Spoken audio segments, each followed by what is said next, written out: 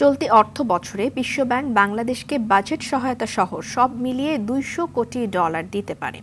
সচিবালয় অর্থ এবং বাণিজ্য উপদেষ্টা সালেউদ্দিন আহমেদের সঙ্গে বৈঠকের শেষে এমন সম্ভাবনার কথা জানিয়েছেন বিশ্বব্যাংকের দক্ষিণ এশিয়া অঞ্চলের ভাইস প্রেসিডেন্ট মার্টিন রেইসার।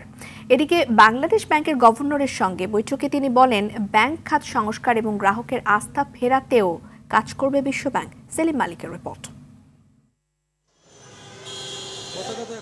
শেখ হাসিনার পতনের পর বাংলাদেশের অর্থনীতি পর্যবেক্ষণ ও বিনিয়োগের বিষয়ে সরকারের কর্তা ব্যক্তিদের সঙ্গে বৈঠক করতে ঢাকায় 2 দিনের সফরে বিশ্বব্যাংকের দক্ষিণ এশিয়া অঞ্চলের ভাইস প্রেসিডেন্ট মার্টিন রাইজার। বৃহস্পতিবার সচিবালয়ে অর্থ উপদেষ্টা ডক্টর সালেউদ্দিন আহমেদের সঙ্গে বৈঠক করেন তিনি। পরে উপদেষ্টা জানান, বাজেট সহায়তা, স্বাস্থ্য ও জ্বালানি সহ বিভিন্ন খাতে সহযোগিতার আশ্বাস দিয়েছে বিশ্বব্যাংক। ভেরি পজিটিভ এবং মোটামুটি কিন্তু কংক্রিট করে বলছে কি কি সহায়তা দেবে এবং ফান্ড, কারিগরি সহায়তা এবং অন্যান্য ব্যাপারে তাদের কোনো কার্পণ্য থাকবে না। চলতি অর্থ বছরে অন্তর্বর্তীকালীন সরকারকে $2 বিলিয়ন সহায়তার আশ্বাস দেন মার্টিন রাইজার।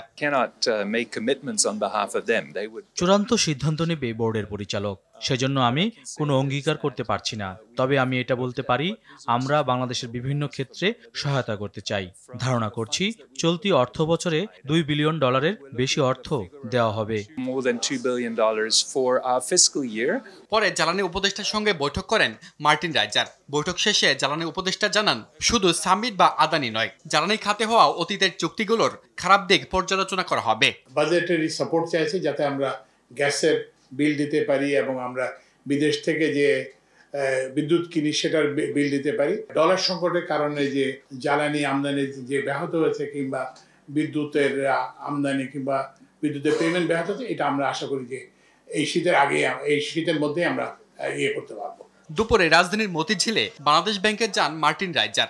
গভর্নরের সঙ্গে বৈঠক করে তিনি জানান, এদেশের ব্যাংক খাত সংস্কারে কাজ করবে আন্তর্জাতিক সংস্থাটি। বিশ্বব্যাংক বাংলাদেশের দীর্ঘদিনের অংশীদার।